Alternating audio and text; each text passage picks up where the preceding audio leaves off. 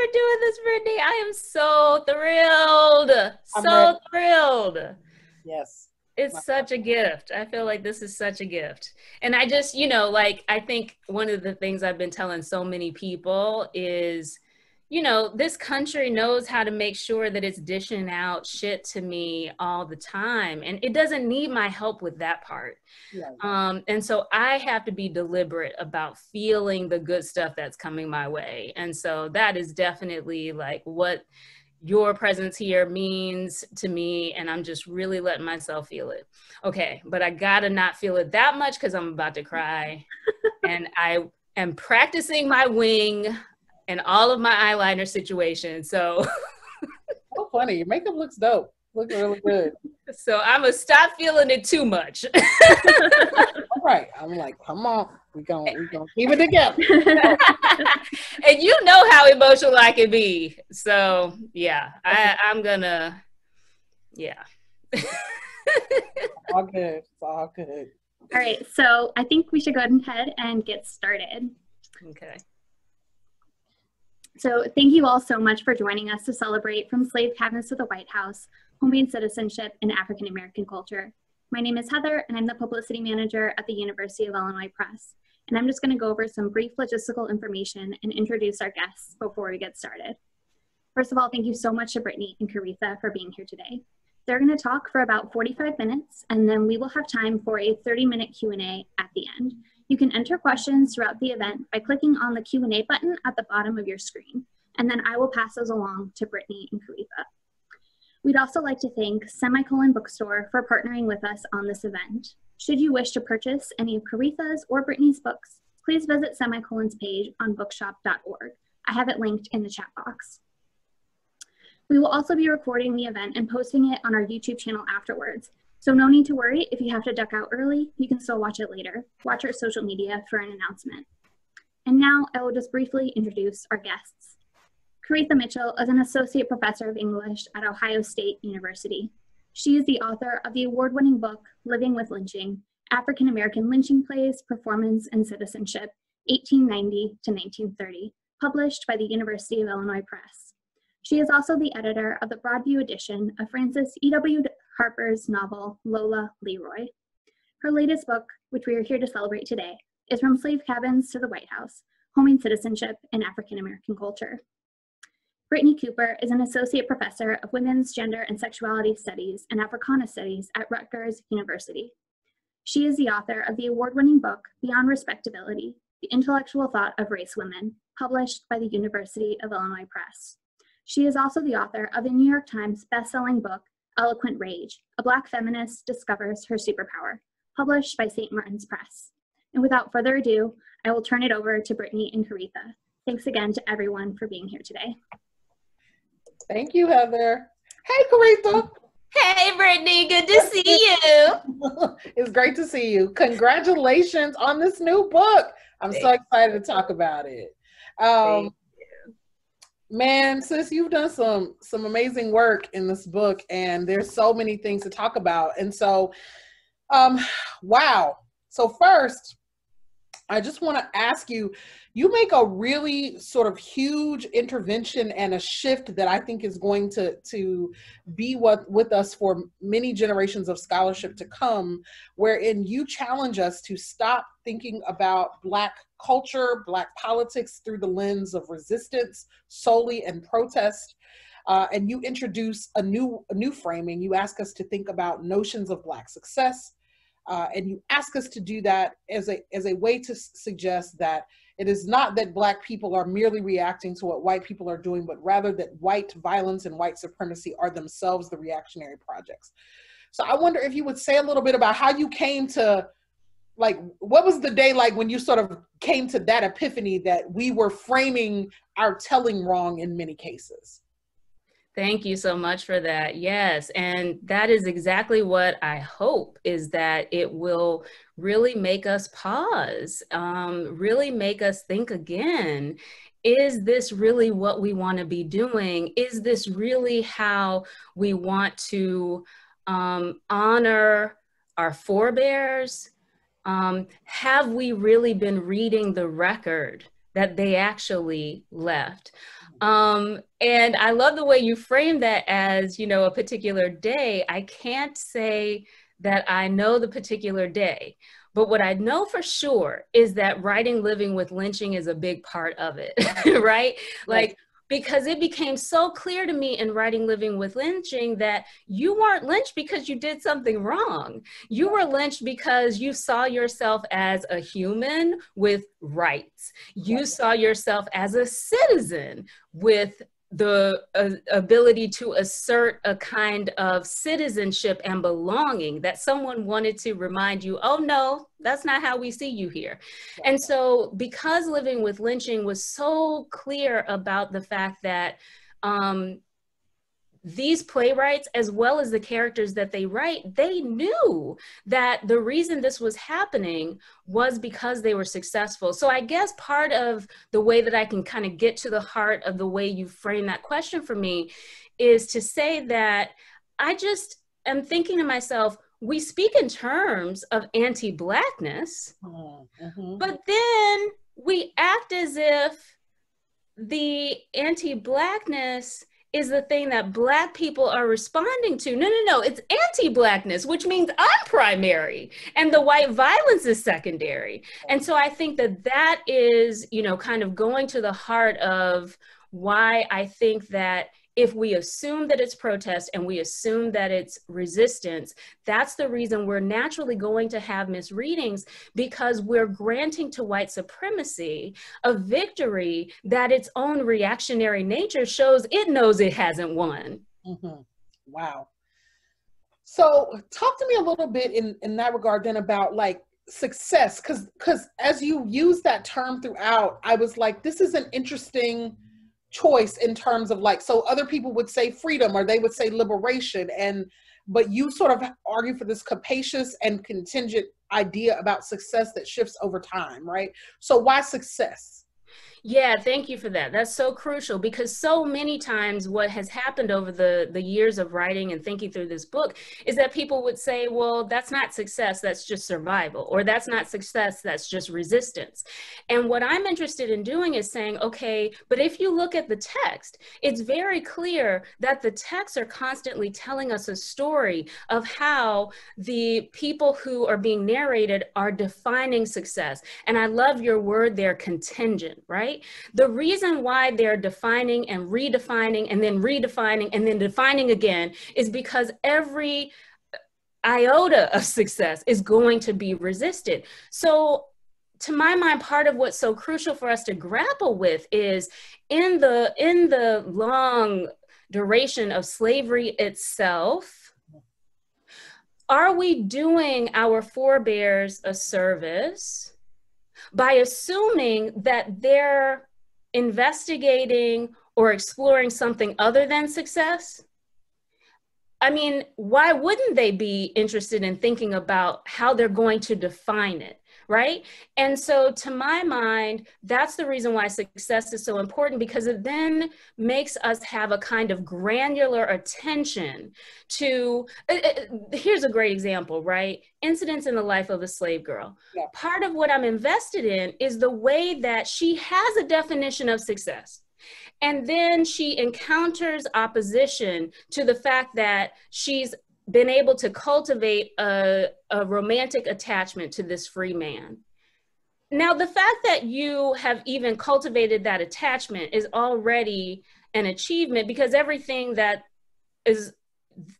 the country is doing is designed to tell you you're not even human, to tell you that the emotions you have are some order that's different from human emotion, to tell you that any attachments you feel are weaker than what white people feel. Like, all of that is part of what you're being bombarded with. So the idea that she would hold on to her humanity and agency enough to not only know that about herself, but then also to have cultivated any kind of connection with this free Black man that wants to buy her, that's an achievement. Because it's an achievement, even in the horrors of slavery, Dr. Flint pounces.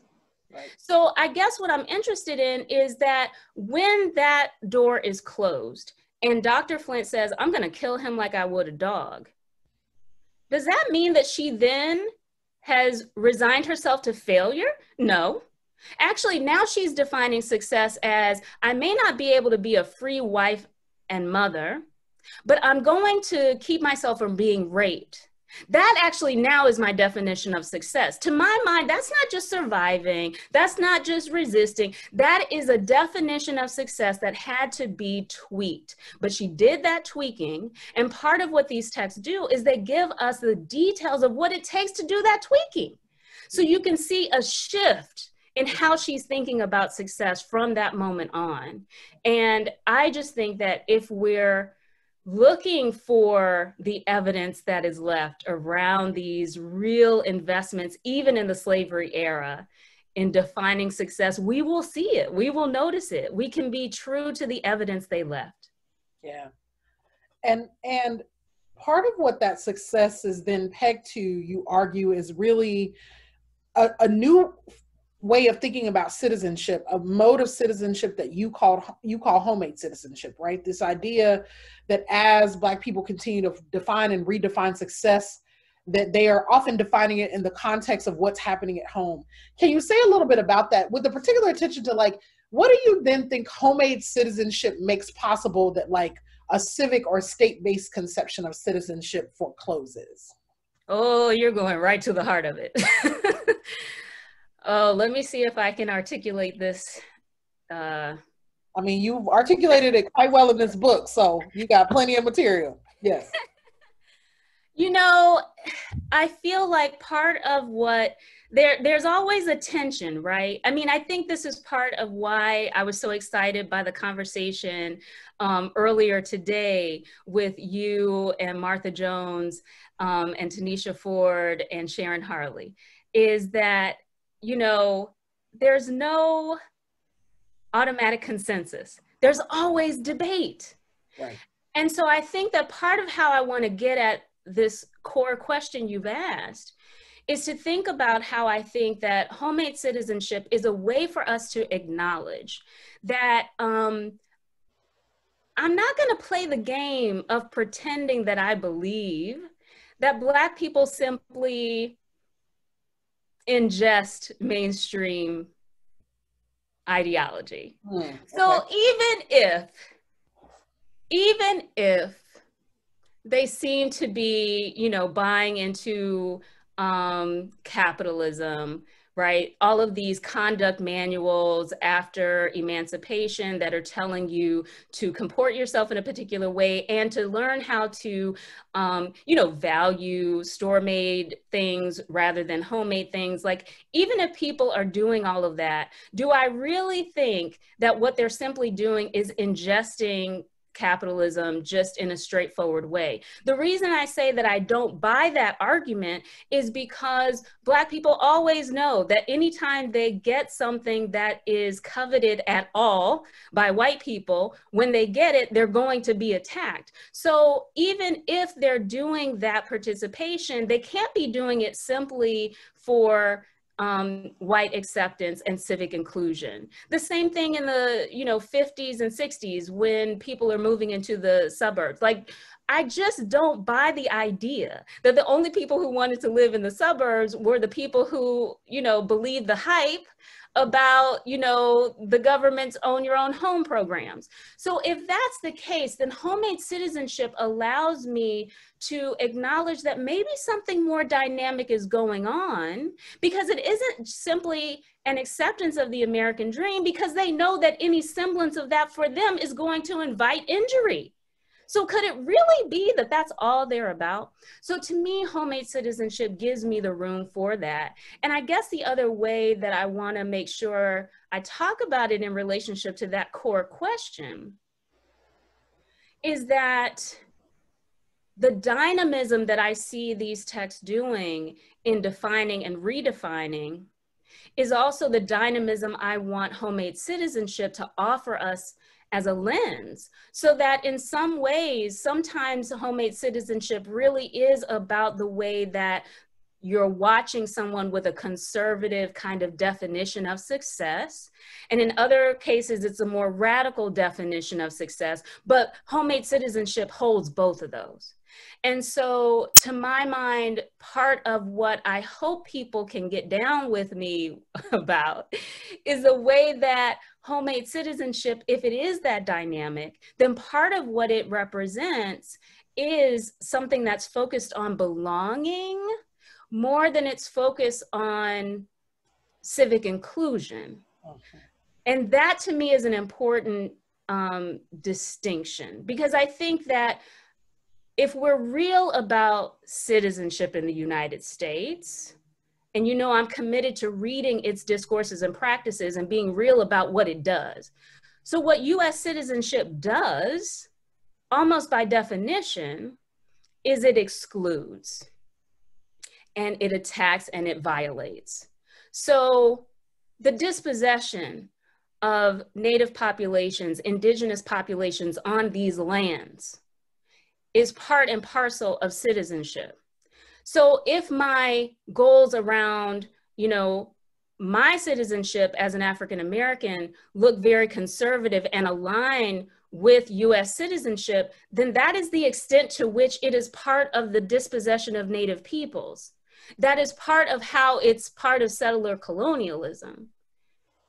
And yet at the same time, there's something else going on that's about a sense of belonging that gives me some room to know that there's something in addition to the ways in which our most conservative goals are in concert with settler colonialism.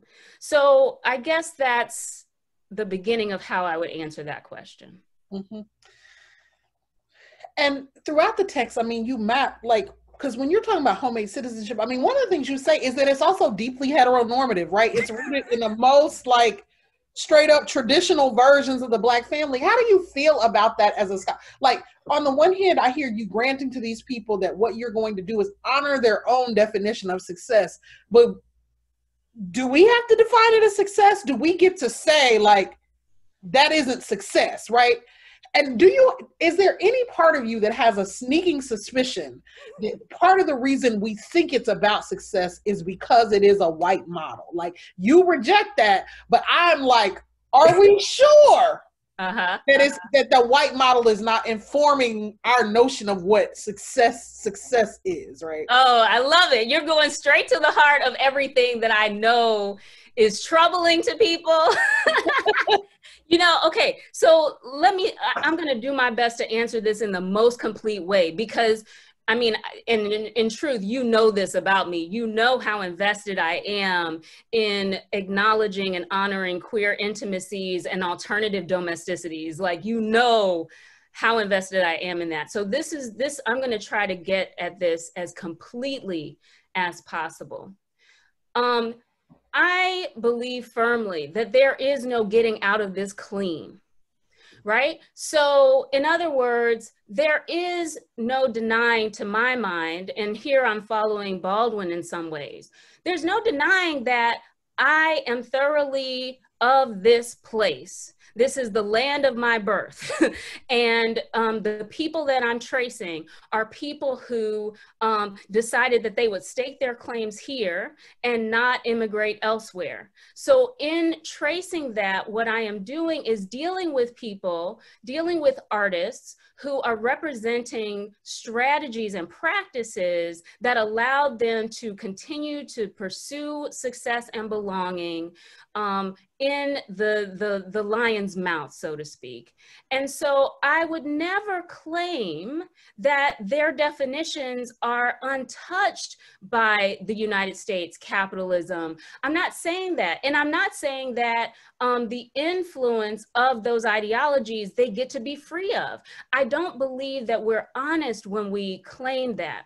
And so I guess part of the way that I would answer what you're saying is to say that to my mind, we don't have to accept their definitions to honor what they did. And that, I think, is what my investment is, because, you know, part of the reason why I think the heteronormative nuclear family becomes the metonym for giving you the clue that homemade citizenship is happening here, the reason it gets used so much, and wait, let me actually clarify though. Let me be clear that homemade citizenship is being cultivated, even if I had produced a text that focused on texts that give us queer intimacies, okay? I'm not saying that these are the only ways. I'm saying that the heteronormative nuclear family can become a signal to us that homemade citizenship is being cultivated. But the reason why I think that these texts that are canonical, and I'll admit to you that part of what I'm invested in is using that success of canonicity, okay, as another way of getting at this question, right? So in other words, these canonical texts prioritize that heteronormative nuclear family precisely because they are invested in showing that even when we do exactly what the nation says it will respect, we are attacked. And they are invested in highlighting that. Now, this is what I believe, you know, following Kathy Cohen, for example, right, who has made it clear to us that, look, you know, in her terms, punks, bulldaggers, and welfare queens. The idea that I think what I'm watching in our scholarly conversations, I'm watching our ability to recognize violence when we don't conform. So when we are fulfilling, when we are not conforming in certain ways, we're attacked, and we understand that violence. What I don't think we've gotten as good at recognizing is when we're attacked for conforming and fulfilling the standard the nation claims it respects. And I think that these canonical works, the reason they're so invested in the heteronormative nuclear family is because it exposes that violence. It says it clearly can't be about behavior, it's about demographic. These authors would say, look at Trump and how he doesn't fulfill anything you say you're going to respect in terms of this heteronormative nuclear family model and the morality that you claim goes with it. I mean, look at the Christian, anyway. So I'm just saying that part of what's invested here in showing you these Black heteronormative nuclear families is to say, it's not about behavior, it's about demographic. And they are invested in exposing the violence that comes to those Black people who do that. And I guess the other way I'll say it is, you know, I think about Aliyah Abdurrahman's work and the way that she shows us the incredible skepticism, the skepticism that you articulated in the question, that there's a skepticism in Black cultural production about whether it will save us to be this proper subject. There's deep skepticism about it. And part of what I'm saying is that in concert with her findings, I find these conservative looking people to offer the same skepticism, but they're just offering it through the model that looks like it's conforming, because they're saying even when we conform, we are viciously attacked. Mm-hmm. That's part of how I would answer it. Yeah. And, you know, this, and again, I don't think that we get to come clean. Like, I'm not claiming, oh, well, there's no whiteness ideology affecting these definitions of success. I'm never going to claim that, because I think that we lie when we try to have a certain kind of purity. Right. And I'm saying, I want us to deal in the reality of where we are. And even in that reality, there are moments to claim as victories. And I just want us to have the tools we need to claim them as victories and not just throw people away. This is how I would say that too. I was rewatching Black Panther, and you had Killmonger at the end say, you know, I'm going to take my own life because, you know, I'm in concert with those who knew it was better to die than to be enslaved. And I guess what I'm trying to say in this book is that because debate and disagreement about how we even define success because that debate about how to define success is part of what makes us a community, I'm invested in us not throwing away the ancestors who decided that they would jump off board. I'm not going to act like that's not part of a legacy I'm damn proud of. And I'm not going to act like those who found ways to survive under bondage are part of ancestry that I want to throw away. You know, this I'm not my ancestors, as if, you know, we're so much more courageous than they were. I believe homemade citizenship can give us the tools to not throw any of our ancestors away, because all of them represent different strategies for dealing with this violent ass situation. Word. It's violent and horrible. Right. And I respect your ways of dealing with it. And I'm just asking that you respect the ways I deal with it, and then the ways that that person does, and the way that that person does. Because what I think homemade citizenship can help us do is see that all of us are doing the same thing, which is to try to define and redefine and recalibrate what this is going to mean in these horrible circumstances. So this is interesting, right? I mean, one, my brain is going multiple different directions, but okay. So I'm thinking quickly, like, it's interesting because I could imagine, you know, a young person reading this and being like, this is all respectability politics. Like, it's not success, right? So I appreciate that you're driving us towards a bit more precision, right, around this. And so that because that frame can become a cudgel and it can make certain things obscure. So I think your framework here helps us with that. But I want to talk about this community conversation. So you argue throughout the book that we should think about these texts and the way that folks are grappling with success as staging a community conversation.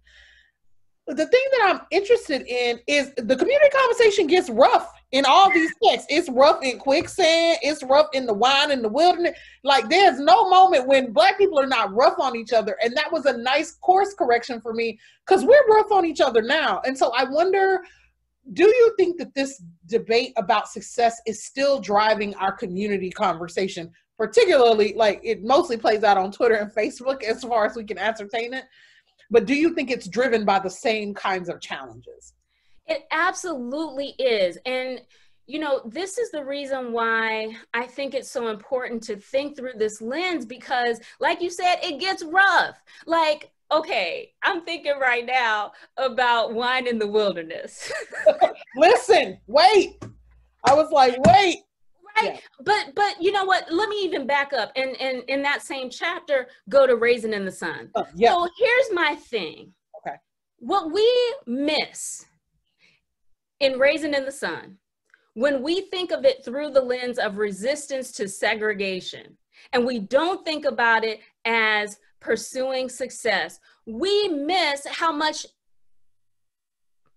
debate and disagreement is happening in that household about how to define success. And what I'm saying is, when we keep that protest lens, we don't actually get to where I think Hansberry wants us to get, which is, I know as a community, we're going to keep debating. And I need y'all to start recognizing that this patriarchal, church-inflected definition of success that Mama Lena is enacting is something that is silencing Beneatha. It is something that is keeping Beneatha beneath. How do we deal with that if we're so worried about pretending that it's just about resisting segregation? When we think it's just about resisting segregation, then all we can do is cheer for Mama Lena for resisting segregation. But I think Hansberry is up to a lot more than that, but we can't see it if we're not looking for definitions and redefinitions and challenges to the definitions of success. So you're absolutely right. It constantly gets rough. And you mentioned Quicksand. And in that same chapter, I look at, you know, Their Eyes Are Watching God. And I'm so invested in the way that those two texts help us see race men are defining success through propriety. Yeah, look, I got a question about that, because you make this argument in Quicksand, and I was like, she's saying some deep shit here about the way that race men do. And you kept saying, that in quicksand, that race men, that they were ashamed of their desire. And so it affected, that they kept on essentially projecting it. And I got it, but I didn't fully get it. But I was also like, because they still be doing this shit today. They still doing it. Okay. So because look, your chapter in Beyond Respectability about that 1960s, right? And all of the ways that, you know, Black intellectuals, anyway, so they still do it, right? And so, yes, but you know what? This is the other way that your work and actually your work in concert with the Pleasure Ninjas really got me to thinking, right?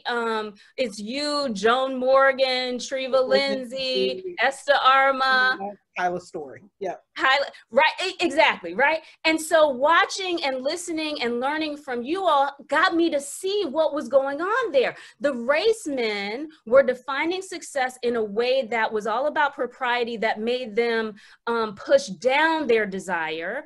And these characters that we see are defining success in a way that needs to include pleasure. And it is so obvious the way that Larson makes it clear that these Black women do not want to get married. Marriage is not attractive to them, but they realize that these race men are so caught up in a definition of success that forsakes desire, that they better get on board and deal with this race motherhood framework, right, that Aaron Chapman has taught us about. This race motherhood is running stuff whether I wanted to or not, so let me see how I can maneuver this. And so it is fascinating to me the way that Larson makes it clear that that's exactly what Helga is doing, but she's not doing it with nearly the skill as the character whose husband she was trying to get with, and I can't remember his name. But like, you know, she's the one who had the skill of navigating these Black men, these race men who didn't know how to define success to include pleasure. She had the skill. Oh my goodness, girl. Yes. Okay. But wait, I'm gonna stay on this. I'm gonna stay on this getting rough stuff. Okay, I got it. Yep. The conversation's getting rough. Yeah. Can we talk about how the conversation gets rough in Beloved? Can we talk about how, you know, Setha is able to give Paul D the room he needs to acknowledge his past, but not be defined by it? Yeah. But when he has an opportunity to support her in acknowledging her past, but not having to let that past define her future, he's unable to do that, and he counts her feet. You got 2 feet, Setha, not 4. So if that's not an example of the community conversation getting rough, I don't know what is. But right inside the text, that's part of it. Inside the text, I'll say inside the text for another moment. Think about how the community within Beloved is okay with pride in male beings. Even the rooster can have pride, and we all understand that as a community. But when Setha is not bowed, was her head a little too high? Her back a little too straight? Did she have a little too much confidence in the decision she'd made?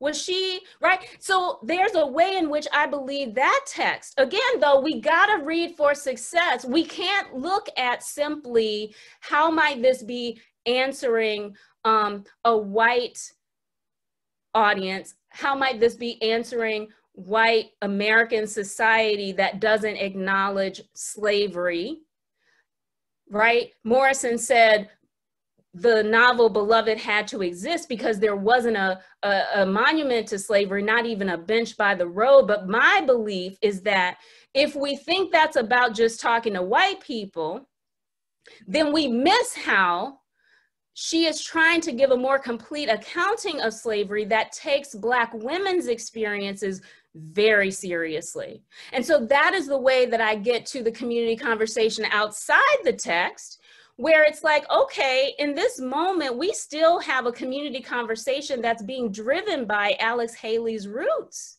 Mm-hmm. And in that telling, in that trying to honor what slavery is and was and how it continues to have an effect, in that attempt to address that, Haley is invested in, you know, the things that Hansberry and Childress were critiquing in the decades before, which was this kind of Black power, masculinist ideology. And so I'm just like, wait a second, but we only see it if we read for success. We only see it if we read through the lens of how are Black women defining success, right? How is Setha defining it? And so much of what Morrison does is she shows us this journey of how Setha is trying to define a home outside of the master's house as one in which she not only can love her children, but she can also love a partner of her choice. And we saw in Incidents in the Life of a Slave Girl that that's part of how the definition gets tweaked.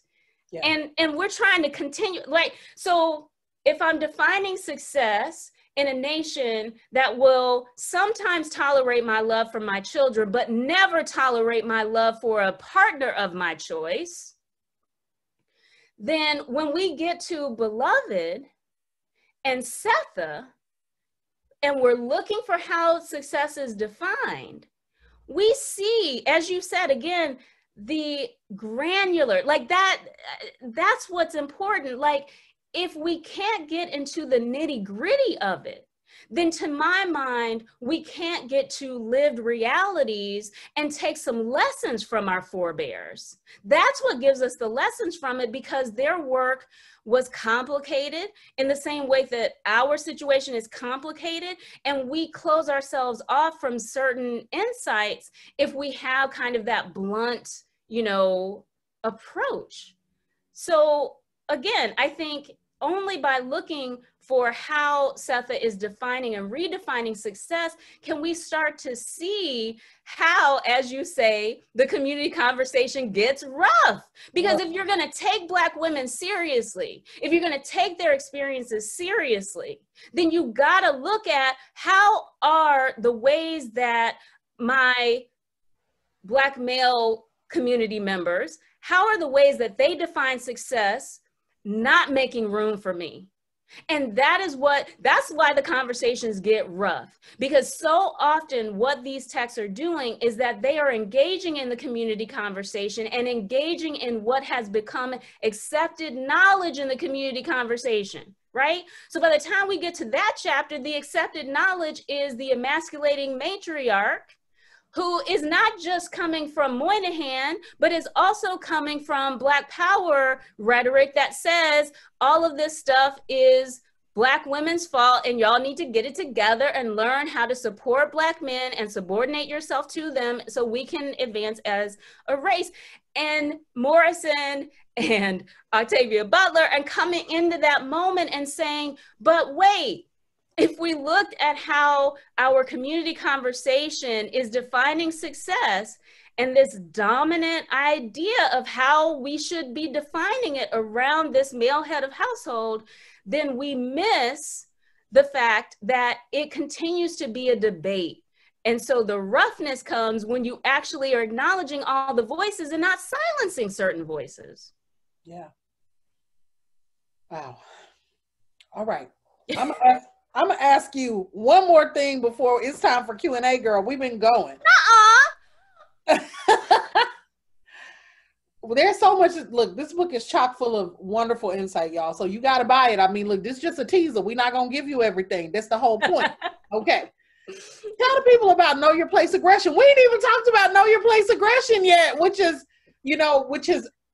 I remember years ago when you were, I think, formulating this, and you would be like, you wrote several pieces in the popular press, and then you have an academic piece about it. And hear much of how you understand white violence. One of the things that I like about this is that in some ways, white people think that they real sophisticated with their racist violence. And in the end, you just like, actually, y'all are quite pedestrian. And all you're really trying to do is put us in some place, right?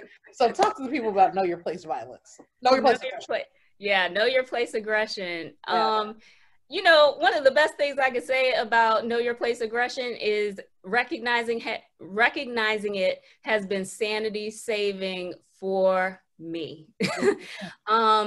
And because what it allows me to do when I recognize, so know your place aggression is, you know, kind of this dynamic, flexible array of forces that answer the achievements of marginalized groups such that their success brings aggression as often as praise. When I understand that the aggression I'm experiencing, the foulness I'm encountering is because somebody wants to put me back in my proper place, it allows me to have a lot less investment in what they think and do.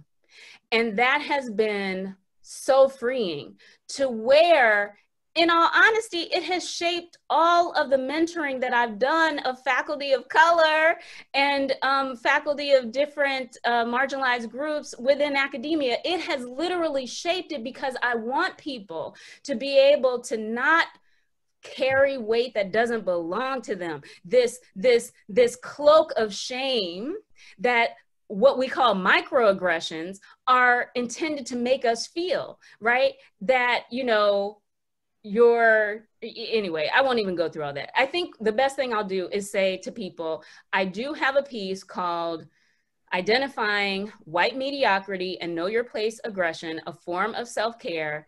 It's on my website, it's all kinds of places. It is definitely the place I want people to look, because I did my best in that piece. As you said, I wrote about it several different times, but that's the piece in which I did my most comprehensive job of trying to deal with things like ableism and Islamophobia and transphobia and so on. So I really tried to do a job there. But all of this is simply to say that it allows me not to take on what those aggressive gestures and actions are meant for me to take on. And that is why it is so very important and so sanity saving.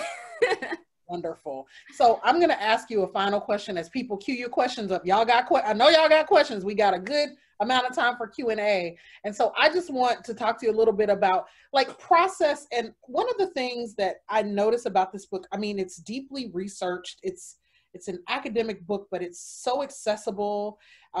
Even when you're deep in the thick of close readings, there's ways that even if those are not texts you're familiar with, that you resonate with the story or the lesson or the critique or the caution that's being offered by the text.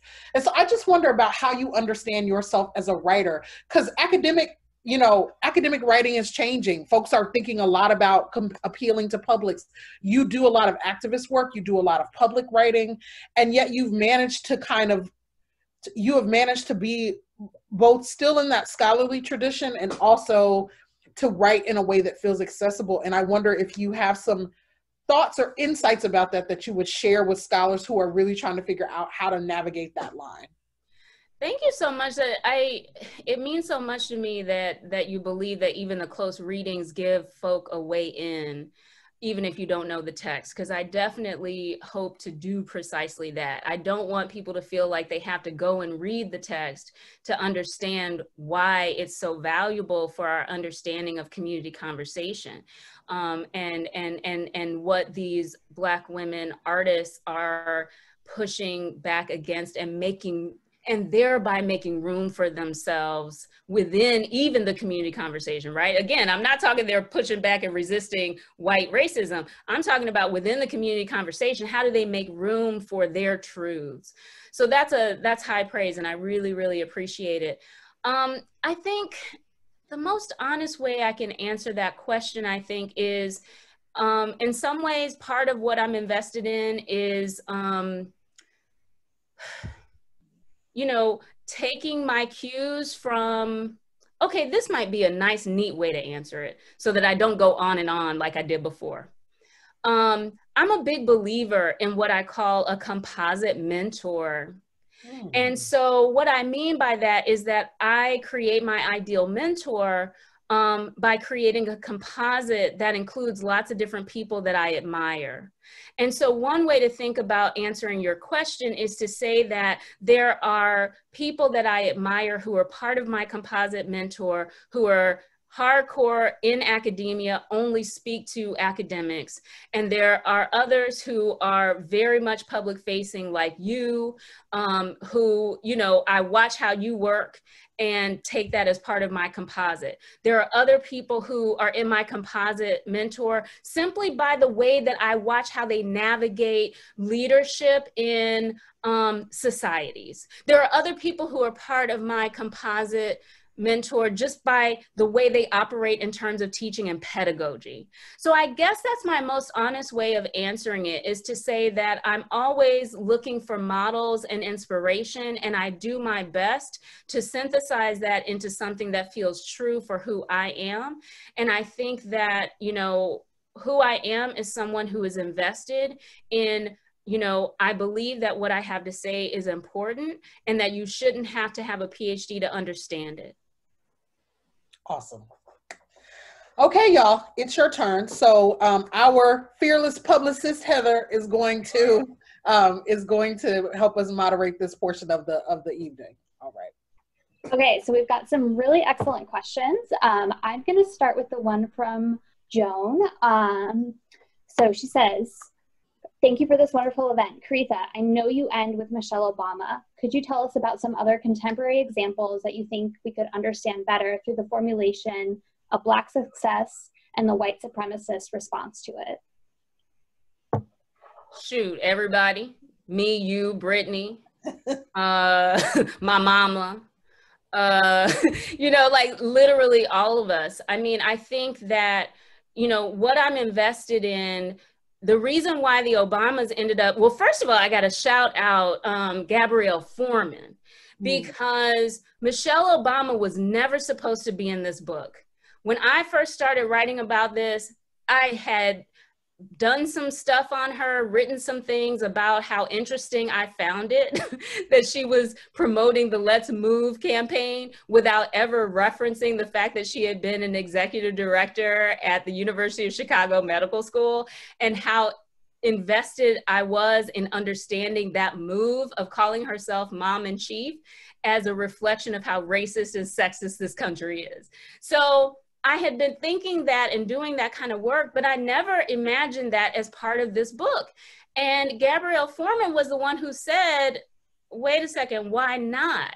And then once she said it, I couldn't unthink it. And so I think, so I guess I want to say in response to that, like, I feel like part of what Michelle Obama helps us do is show how if Michelle and Barack Obama can experience know your place aggression in the form of, you know, wanting to see him in a noose, for example, right? And of course, I come at that in the book through the angle of her, because, you know, I see it as aggression toward her and her domestic success that you are targeting him in that way, right? So it's a way of centering women again.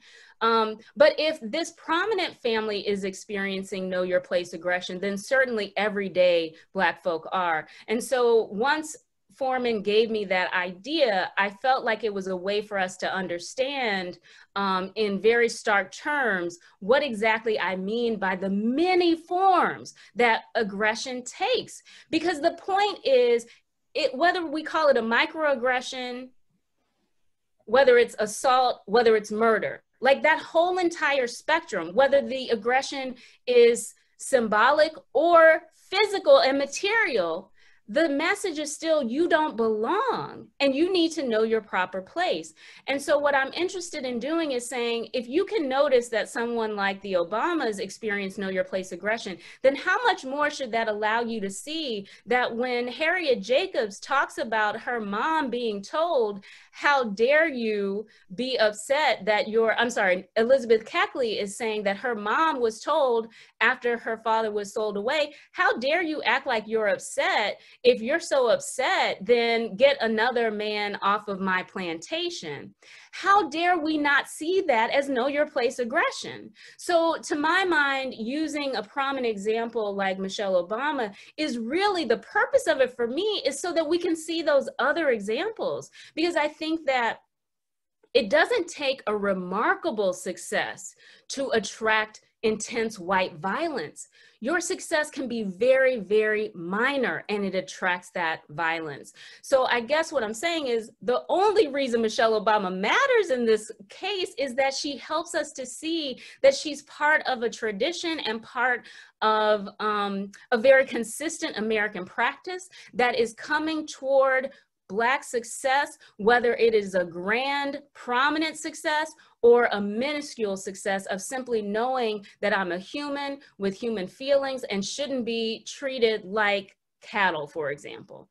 So I'm very sincere in the answer I gave at the beginning, even though I laugh to say, we're an example, me, you, Brittany, my mama. Like, I mean that. I think that that is what we are encountering every single time we have someone trying to remind us of our so-called proper place.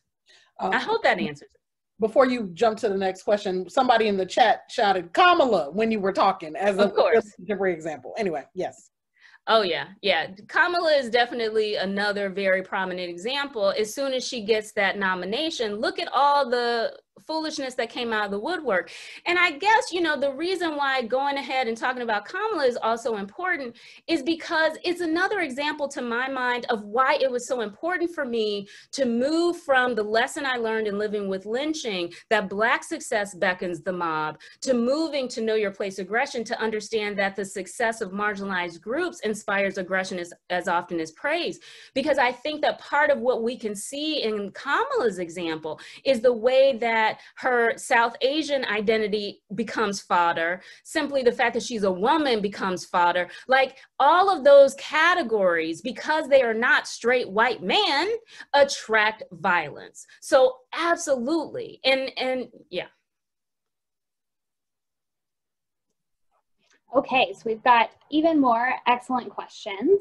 A couple people have asked about the cover, so I'm going to read Dawn's question. Hi, Brittany. Hi, Koritha. Koritha, would you please talk about Charles White's art used for both living with lynching and for From Slave Cabins to the White House? Is that Dawn Durant? Yes. Ah, Dawn! Oh, we love Dawn, both Brittany and I. She is important to both of our... Love you, Dawn. Yeah, well, I mean, in some ways, I think, you know, Dawn takes a lot of credit for that. With living with lynching, I don't recall the designer's name who was in place when the cover for Living with Lynching happened, but I love both of my covers, so I love this question, so if you'll indulge me. So with Living with Lynching, I had a very particular idea of what I wanted the image to be, but so I was prepared to hire someone to create exactly what I wanted, but I was prepared to show them that how I wanted the Black figures to be rendered. And the rendering I wanted was Charles White's style. So as Brittany just held up that book, Charles White's style is very distinctive to me. I know a Charles White anytime I see it anywhere and love to like guess and see if I'm right. But anyway, so I gave the designer the Charles White that ended up on the cover of Living with Lynching, just because I wanted them to do the image that I was describing, but to use this style to render the Black living figures.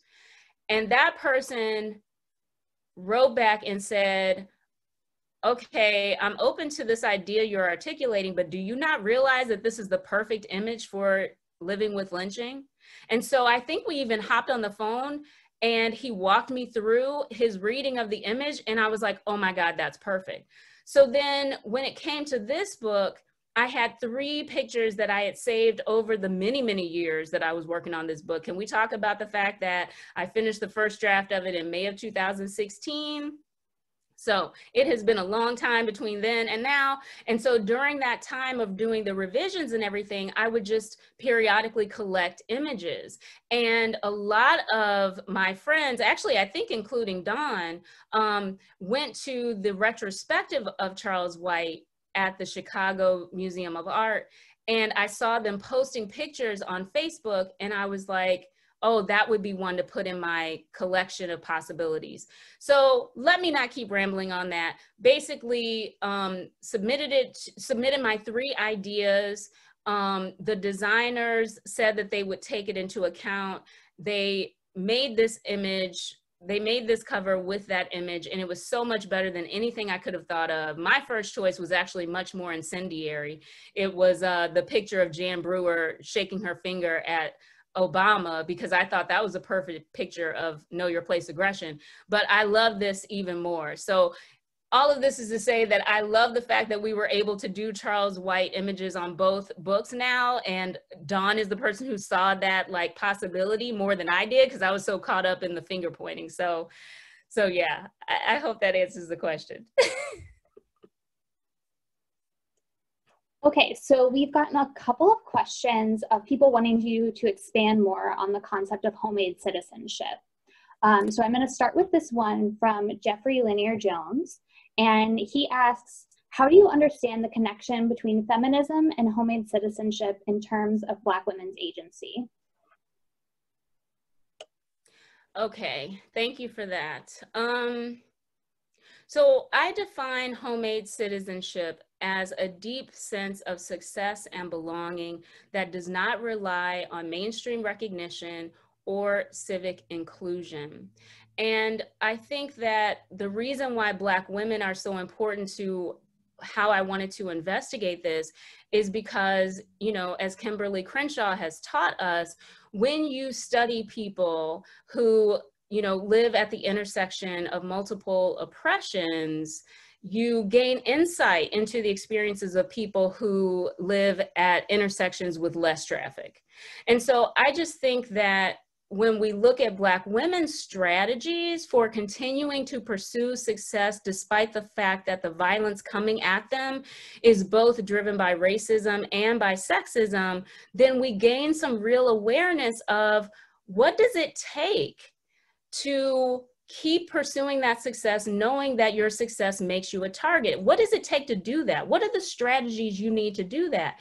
And because Black women are dealing with both racism and sexism, I think that they reveal, you know, those strategies. Now, I very much hope that my demonstrating this by using canonical Black women's texts only makes it that much easier for someone who wants to do an exploration of how pursuing success despite the violence it brings is being enacted by queer artists and writers, is being enacted by artists with disabilities, is being enacted by Muslim artists. Like, I really hope that what I've given is a real way of showing what happens when you approach the art and literature of people in these marginalized groups looking for how they're defining success rather than looking for how they're protesting. What happens when you take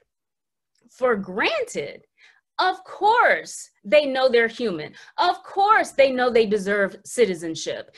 Even if I use the nation's definition of what a good citizen is, most times they're going to inhabit that definition far better than the straight white man who gets to be the archetypal citizen.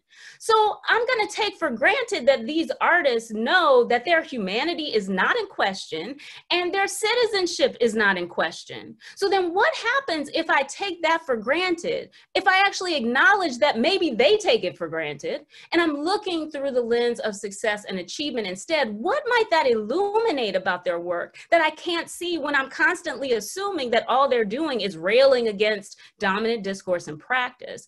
So I hope that gets to the heart of this great question you've asked, is that absolutely, this is the reason why homemade citizenship is so well understood through marginalized groups, because they are the ones who have to pursue their success while being countered at every turn. So I have another question from Caroline Gepard about homemade citizenship. And she wants to know, can you say more about homemade citizenship? Oh, wait, I'm sorry. I'm so sorry, Caroline. I meant to ask Shamara's question. I'm so sorry. I feel like this kind of been answered though. If you don't feel like it has been answered already, feel free to put in another question. Okay. I wondered how you see homemade citizenship and even success as defined by these narratives matches up with the idealized good immigrant narrative and the long history of undocumented Black folk in the US. Oh, that's great. Oh my goodness. So in the introduction, I talk about the way that that what I'm tracing with African Americans definitely needs to be understood in terms of especially current debates on immigration. But in terms of, the question is framed more in terms of how do we understand it in terms of the immigrant narrative, I think. I think part of what I'm interested in is when you ask that question, I'll tell you what comes to mind for me immediately. What comes to mind is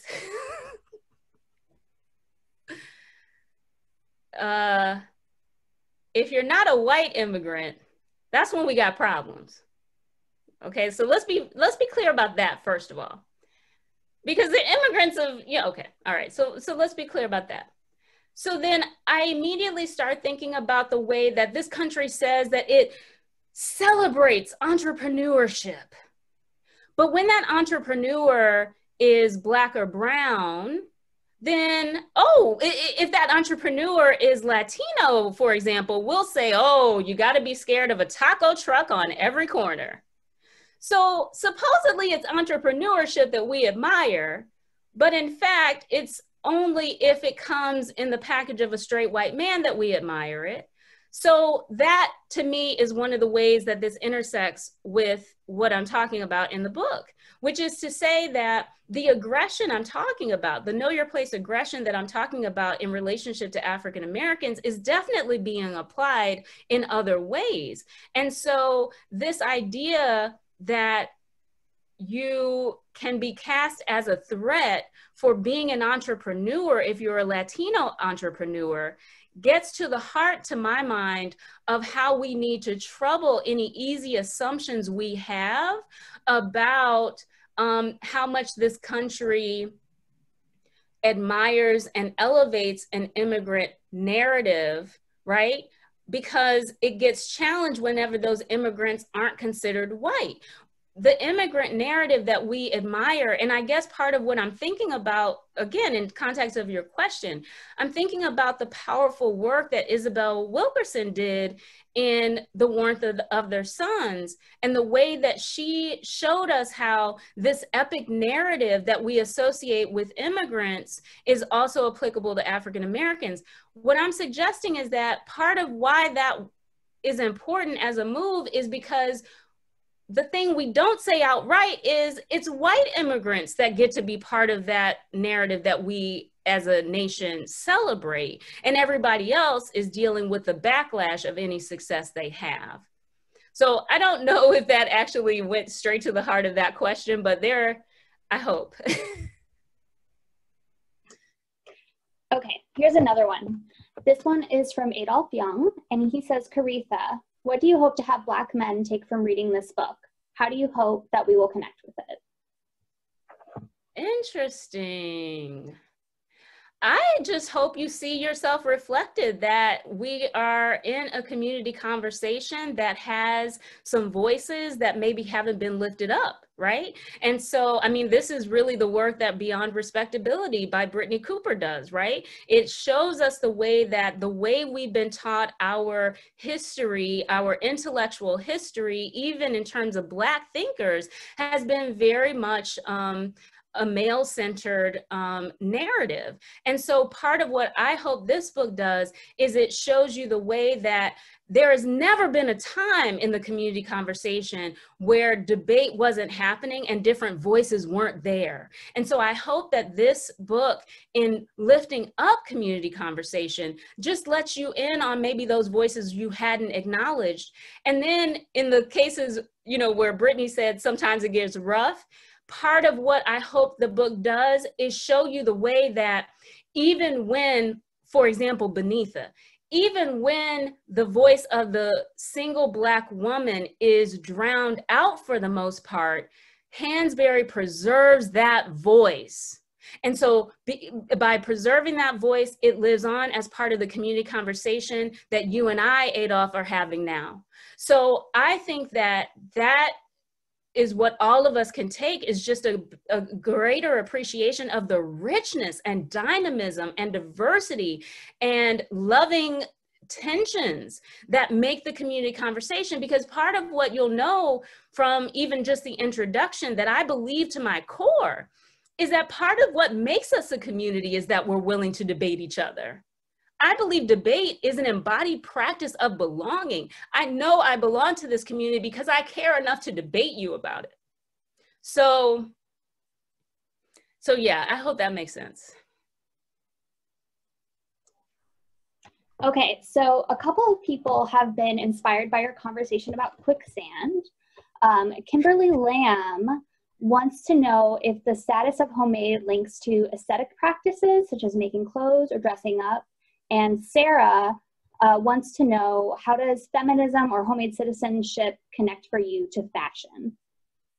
Ooh, okay, I'm gonna use this question as an opportunity to plug what is now my favorite piece of writing that I don't believe enough people have read, which is, it's called The Delicate Balancing Act of Black Women's Memoir, and it's in Electric Literature.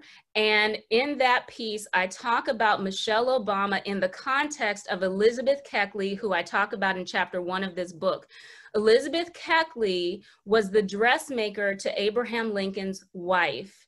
And so I'm invested in the way that, you know, part of what it means to really grapple, I think, with Black womanhood is the legacy of, as the questioner mentioned, quilting and so there's a way in which part of how I even got to the point of saying what I say about Michelle Obama in that chapter, let me back up to be clear.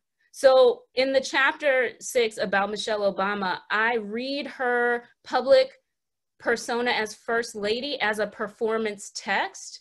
And so what that means in concrete terms is I read her decisions about how to wear her hair, the clothes she chooses, her bodily presentation, and the decisions she made about how to decorate the White House.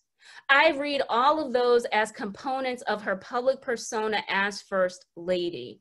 And so I guess the short answer is to say that fashion and choices about even decor of one's home all are part of the investigation I'm invested in, because, you know, if nothing else, one of the ways, and I mean, we know this from the Volia Glimpse work.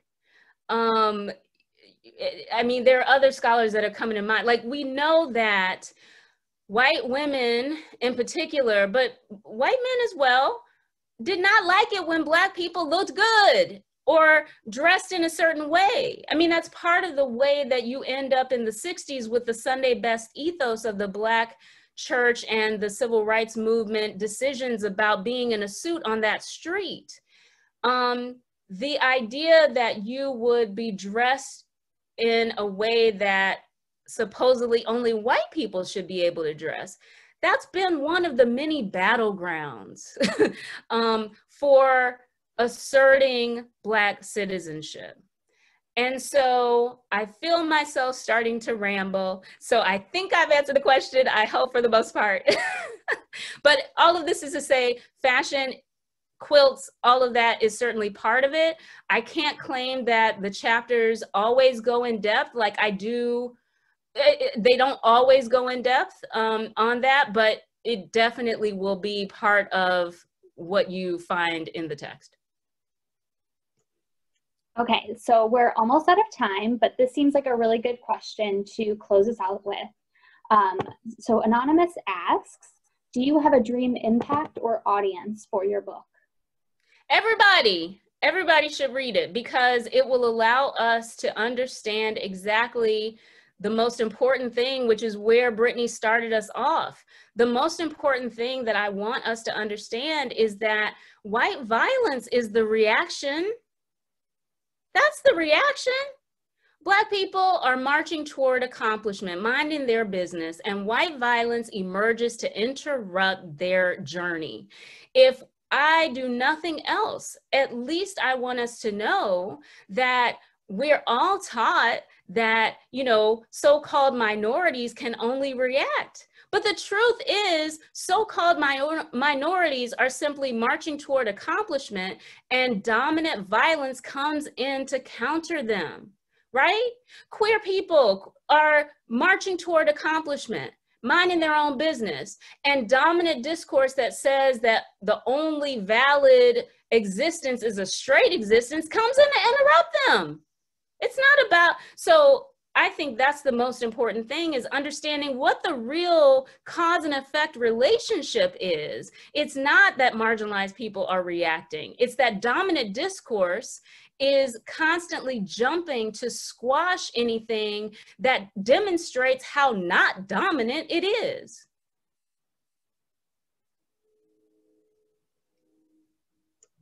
All right, well, that seems like a pretty good place to end. Koritha, do you have any final words for us? All right, well, this time has flown as I knew it would with my lovely Brittany. So I am just going to close by saying that I'm really grateful for Heather for putting this together, for the University of Illinois Press for helping to make this happen. Really grateful for Semicolon Bookstore as our partner. So grateful to Brittany for making time for me in the middle of everything else going on. And I also want to give a shout out again to Dawn Durant, because she's important to both me and Brittany, and also to Tanya McKinnon, who is again very important to me and Brittany. But the final word is, you know, many, many thanks to all of you who made time to be here during this live session, as well as to all the people who will watch it later. I just appreciate that you're willing to engage these ideas, because I'm really proud of the book and just want as many people as possible to engage with the ideas. So thank you all for engaging the ideas. Have a good night. Girl. Congratulations. Thank you. Thank you so much, hon. I so appreciate you. All right, y'all. Have a good night.